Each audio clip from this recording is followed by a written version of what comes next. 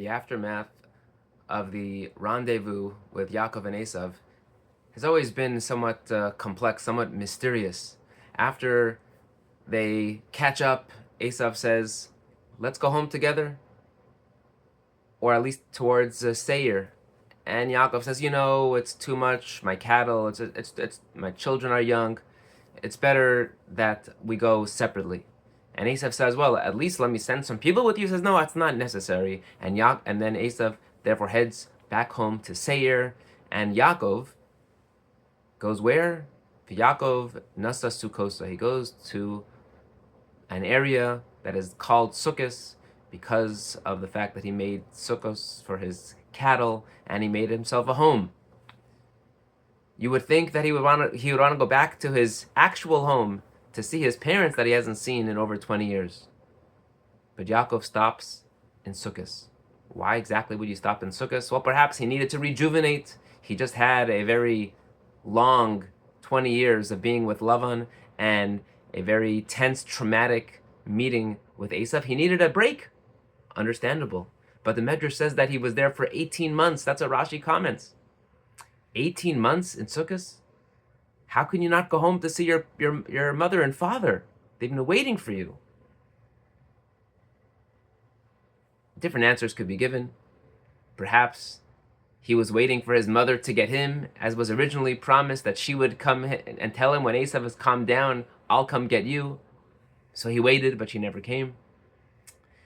Maybe the Medrash says that he had to set up a base Medrash. He needed to really set roots in Torah learning in order to create the continuity of the Jewish people in a safe environment away from Esav and away from Lavan. Or maybe simply he just needed to take care of his cattle. He had so much. He had so much mikneh that he needed to take care of them. None of those answers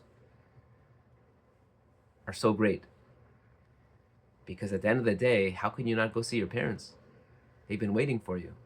And in fact, the Gemara says that Yaakov was punished. It was 22 years. The extra 2 years he was punished were for the 18 months that he didn't come home. And that's why he didn't have the chance, or he didn't see his son, Yosef, for 22 years.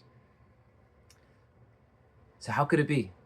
How could Yaakov make such a terrible calculation, terrible decision?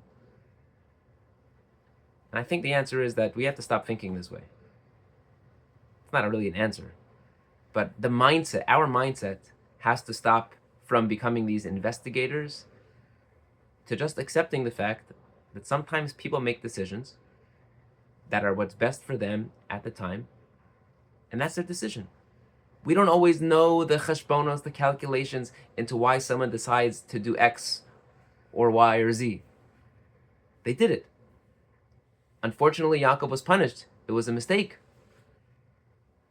But we have to get out of the habit of questioning everyone's decision and looking at everything with a critical eye. This is what happened. He made a choice. He thought this was the best choice for him. Unfortunately, it wasn't. And we move on. But if we continue in this habit of always looking with an ayin ra, critical eye, towards the other person and each of their actions, why didn't you do this? It was so obvious, and play Monday morning quarterback.